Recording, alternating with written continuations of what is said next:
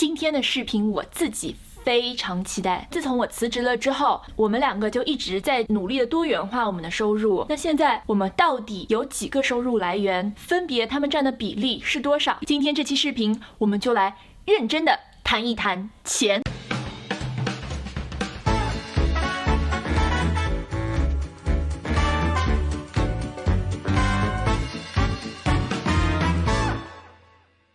大家好，我是 TC。 大家好，我是思卫，也可以叫我小邱。之前我们分享过我们的短租事业挣多少钱，亚马逊卖家挣多少钱，我相信小伙伴们非常好奇，那这些短租和亚马逊卖家挣的钱占我们的总收入比重是多少？我自己也非常的好奇。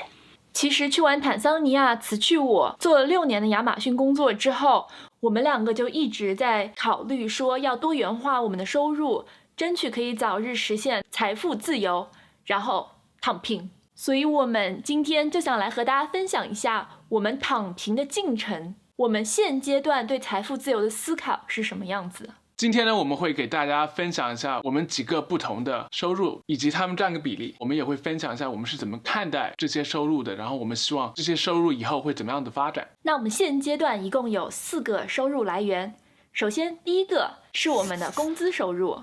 是 TC 的工资收入，因为我已经没有工资了，哈哈哈哈。第二个是我们网上开店的收入。第三个是我们爱彼迎短租和我们长租房的收入。第4个是我们的股票收入。那分别这4个收入它们占比重是多少呢？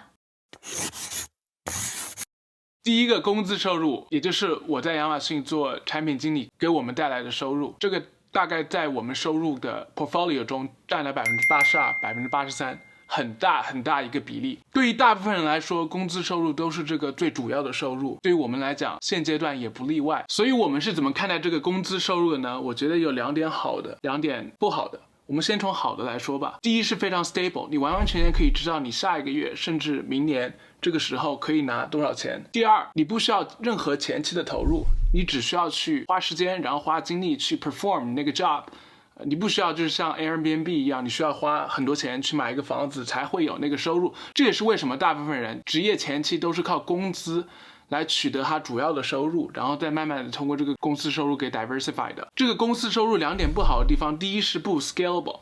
就是你这个收入始终是要靠你的时间和精力输出所得到的收入的。如果你哪天没有时间没有精力，你不去花这个事情，你就没有这个收入。比如说如果你是做亚马逊的卖家，你哪天你时间和精力你不输出了，但是你货还是在那里卖，你还是有这个钱可以赚。所以这种工资收入一旦你停止了输出，你就没有了这个收入，所以这个收入是不 scalable 的。那工资收入第2点不好的就是你服务的对象很单一，就像我是为亚马逊打工，亚马逊给我100%这个 paycheck， 哪天亚马逊决定不要我了，那我还需要 go through 一个 process 去找另外一个公司，然后为这个公司打工。所以这个工资收入本身其实是非常单一的一个收入，而这种收入的单一性就会给你造成很多的 stress。比如说你 manager 就会有很多权利 over you， 因为他控制了你100%的 income versus 如果你在亚马逊上卖东西，你是卖给1000个 customer，一个 customer 不 happy 的话，你还有999个 customer happy， 所以就没有那么多 stress。 除非你像我一样有一个 customer 不开心，天都灰了。那对于我们而言呢，我们喜欢这个收入不需要前期的投入，我们喜欢这个收入非常稳定，但是这个收入它不 scalable， 以及这个收入它非常单一，是这个收入最大的痛点。这也是为什么我们想 diversify away from 这个收入，因为我们不想一直这样子时间精力的输出，然后给我们带来这个收入，我们希望有更多自己的时间去做自己想做的事情。那我觉得这个固定收入还有第3点劣势，就是它的坐标非常的固定。你在西雅图给亚马逊工作，你就要在西雅图。但是当你的收入多元化自动化了之后，比如说你的收入被亚马逊卖家、被爱彼迎、被股票、被甚至其他的各种投资给取代了之后，你不需要固定在一个坐标了。而对我来说，人生体验是非常重要的。我希望我可以今天住在巴厘岛，明天在上海，后天在温哥华，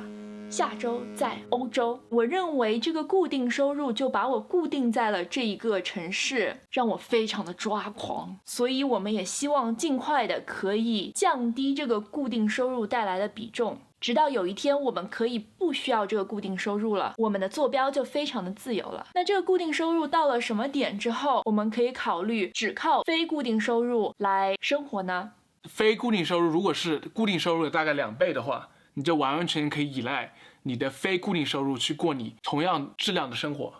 也就是说，当我们的固定收入比重降低到30%到40%左右，我们可以考虑是不是不需要这个稳定收入，而我们可以靠其他的收入来过自由自在的生活。然后这个30-40%不是说通过减少你固定收入的方式达到你30-40%，而是增加你非固定收入的方式去达到固定收入只占你的总收入的30-40%。那第二个收入呢，就是我们在网上开店的卖家收入。这个收入大概占我们总收入的10%左右。我们是怎么看待这个收入的呢？我觉得有3点。第一，我觉得这个收入起码给我带来安全感，因为它是除我们工资收入之外一个非常主要的收入来源。虽然它现在占的还不是很多，但是它是一个非常大的多样性。第二，这个卖家收入本身虽然讲现在只占了一个比较 humble 的10%，但是去年的这个时候它只占了3%-4%。按照这样子的 growth rate， 我觉得再过几年它是可以占一个很大的比重的。如果我们再继续这样子不断的去 focus on 这个 business 的话。然后第3点我想讲的是，这个卖家收入本身，如果你考虑你花出的时间和你赚来个钱的话，其实它本身比那个工资收入要高很多的。什么意思？就相当于如果你工资1个小时你可以挣50块钱的话，这个卖家收入你1个小时你可能挣100块钱。为什么会这样？我觉得是因为你在卖家收入和工资收入很大不同的一点，就是卖家收入你还需要投钱，你不仅需要投时间和精力，你还需要去买货，去注册公司，而往往这种又需要你投钱又需要你投精力时间的事情，给你每小时带来的回报是最高的。对，刚刚 TC 说它占了我们现在收入的10%，其实还挺惊讶到我的，因为毕竟我们这个其实只做了1年出头一点点， 1年半，我们刚做了1年半，它就已经占到我们收入的10%，对我来说，我觉得是一个非常强势的收入。而且亚马逊卖家确实是一个前期投入时间比较长一些，因为你要设计产品，你要去找 supply， 你要去做很多程序上的付出，但一旦你把这些设定好了之后，它的时间投入是非常少的。这也是为什么我们非常 excited about 这个收入的原因，是因为它可以降低我们时间精力上的投入，但是同样这个收入不会减少，和工资收入是完完全全相反的。那我们第3个收入就是我最喜欢的租金收入啦。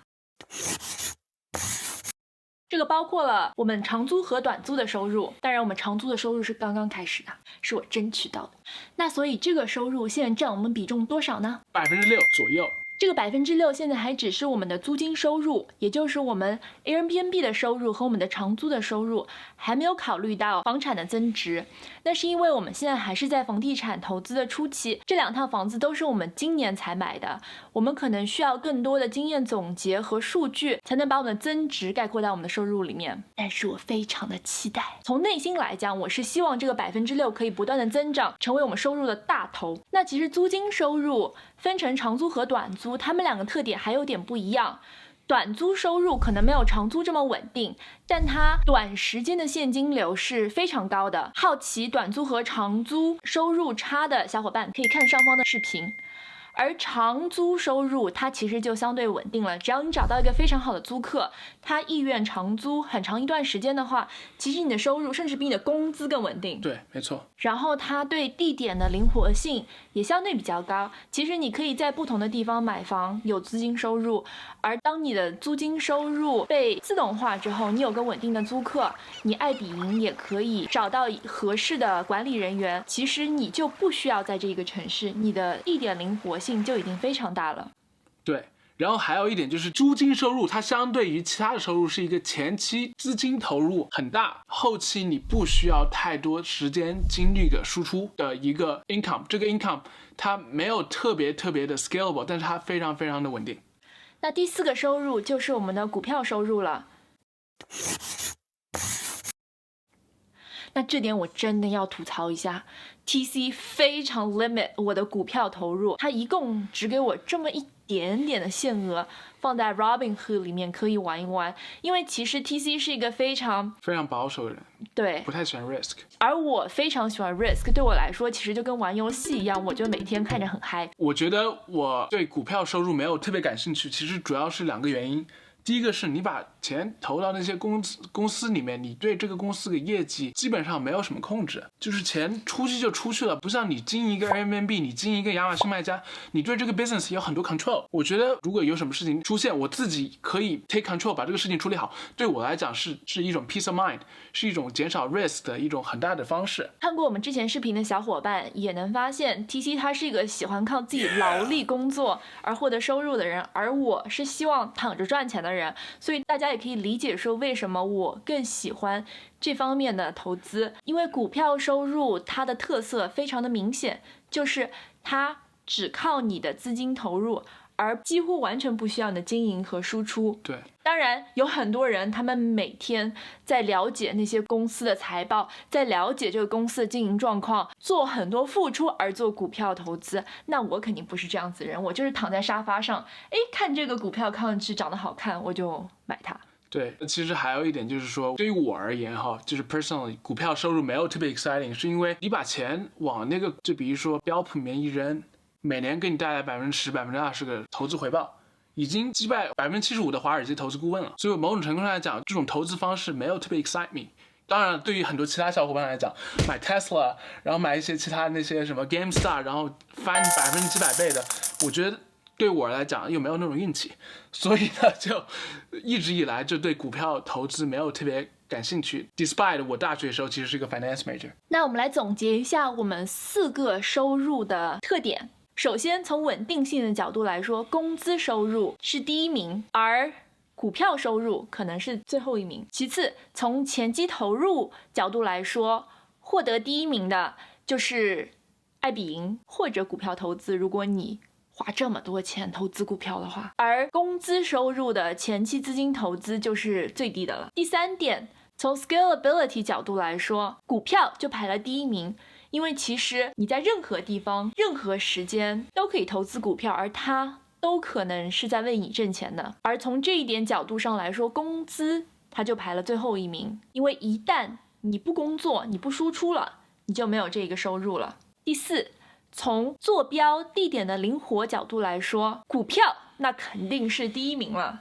完全没有 location 的要求，而工作固定收入再一次排到了最后1名。当然，这4个收入也不是未来我们唯一的4个收入，我们还是会考虑其他的一些收入来源。对，我们是会想继续多元化我们的收入的。我们做 YouTube channel 其实就是一种多元化的体现嘛，我们还希望 YouTube 可以给我们带来一些收入。然后远着来看，我觉得我们就希望自己会有一个拥有着多元性收入的一个 portfolio 里面有很多不同的收入，然后我们会 actively 去 manage 我们这个 portfolio， 比如说去不同的地方看房地产的投资机会啊，或者如果我们看到周围小伙伴有特别好的 idea， 或者有一些特别小的初创企业，可能不需要特别大的资金，而我们正好有这样子的投资，从长期来说，我们觉得也是一个可以考虑的项目，一个收入来源。当然，如果小伙伴们有什么好的收入来源的建议，或者有什么你们想了解的收入来源的方向，